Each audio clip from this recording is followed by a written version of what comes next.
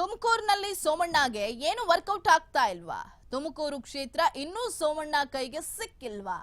ಪ್ರಚಾರ ಹೇಗೆ ಮಾಡುವುದು, ಎಲ್ಲಿಂದ ಮಾಡುವುದು, ಸಿಕ್ಕಾಪಟ್ಟೆ ಗೊಂದಲಕ್ಕೆ ಸಿಲುಕಿದ್ದಾರೆ ಮಾಜಿ ಮಂತ್ರಿ ಸೋಮಣ್ಣ.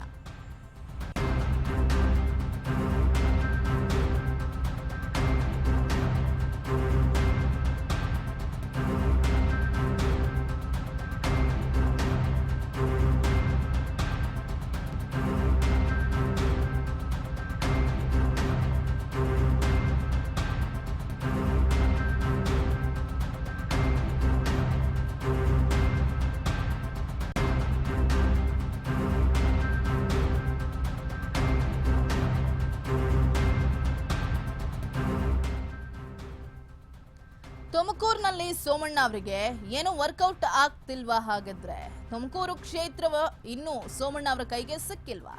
ಪ್ರಚಾರವನ್ನ ಹೇಗೆ ಮಾಡೋದು, ಎಲ್ಲಿಂದ ಮಾಡೋದು ಅನ್ನೋದನ್ನ ಸಿಕ್ಕಾಪಟ್ಟೆ ಗೊಂದಲದಲ್ಲಿದ್ದಾರೆ. ಈಗಾಗಲೇ ಮಾಜಿ ಮಂತ್ರಿ ಸೋಮಣ್ಣ ಅವರಿಗೆ ಒಂದಷ್ಟು ಗೊಂದಲಗಳು ಶುರುವಾಗಿದೆ. ಎಲ್ಲಿಂದ ಪ್ರಚಾರವನ್ನ ಸ್ಟಾರ್ಟ್ ಮಾಡಬೇಕು, ಹೇಗೆ ಪ್ರಚಾರವನ್ನ ಮಾಡಬೇಕು ಅಂತ ಹೇಳಿ.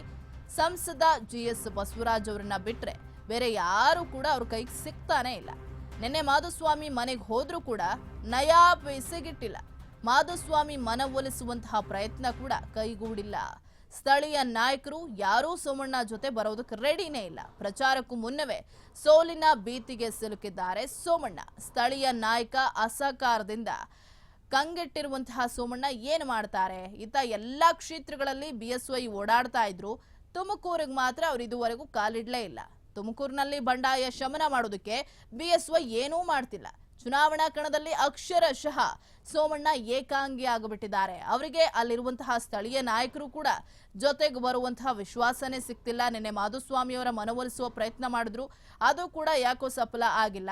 ಇನ್ನು BSY ಅವರು ರಾಜ್ಯಾದ್ಯಂತ ಎಲ್ಲೆಲ್ಲಿ ಭಿನ್ನಮತ ಶುರುವಾಗಿದೆಯೋ ಅಲ್ಲೆಲ್ಲ ಹೋಗಿ ಎಲ್ಲಾ ಮುನಿಸನ್ನ ಶಮನಗೊಳಿಸ್ತಾ ಇದ್ದಾರೆ. ಆದ್ರೆ ಇಲ್ಲಿಗೆ ಮಾತ್ರ ಇದುವರೆಗೂ ಕಾಲಿಟ್ಟಿಲ್ಲ. ಅಂದ್ರೆ ತುಮಕೂರಿಗೆ ಕಾಲಿಡುವಂತಹ ಪ್ರಯತ್ನವನ್ನೇ ಮಾಡಿಲ್ಲ.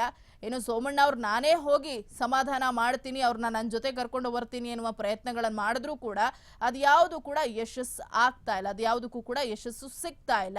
ಸೊ ನೋಡ್ಬೇಕು ಯಾವ ರೀತಿ ಆಗತ್ತೆ